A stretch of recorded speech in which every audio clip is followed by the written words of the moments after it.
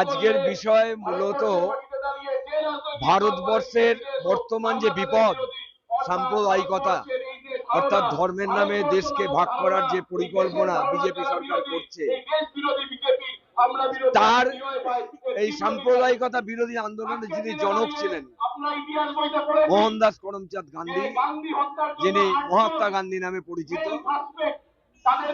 1948 সালের 30শে জানুয়ারি রাষ্ট্রীয় স্বয়ংসেবক সংঘের একজন প্রতিষ্ঠিত সদস্য নাথুরাম গডসে তাকে উপাসনা হাউসে গুলি করে হত্যা করে।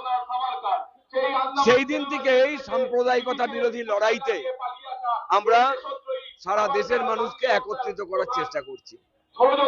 আজকের এই দিনটি আমরা স্মরণ করি এই কারণে যে সাম্প্রদায়িকতা বিরোধী যে লড়াই, সেই লড়াইয়ে যিনি আত্মবলিদান দিলেন, যিনি বীর শহীদের মৃত্যুবরণ করলেন, তার মৃত্যুর দিন, শহীদের দিনটিকে যদি মর্যাদার সাথে পালন না করা হয়, তাহলে লোক বলবে এরা শুধু রাজনীতি করার জন্য সাম্প্রদায়িকতা বিরোধী কথা বলে।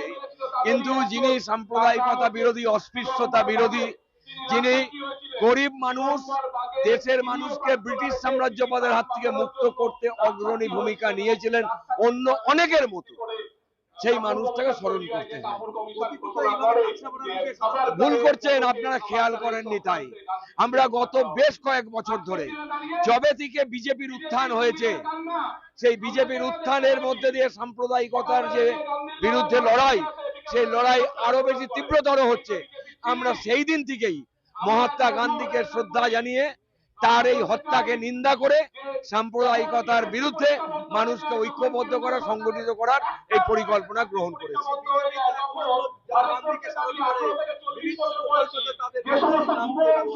শুনুন, বিজেপি তো আরএসএস এর ঔরসে তৈরি।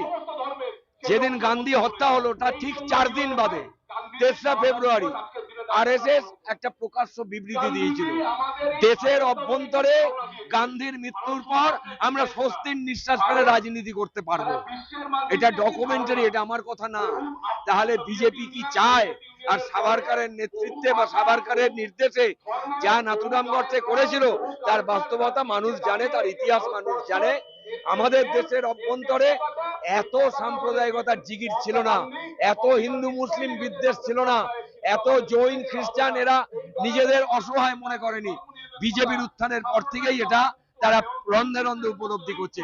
সেই জন্যই আজকের দিনে গান্ধীর মৃত্যুদিন পালন করা, শহীদ দিবস পালন করা সাম্প্রদায়িকতা বিরোধী লড়াইয়ের অন্যতম মুখ।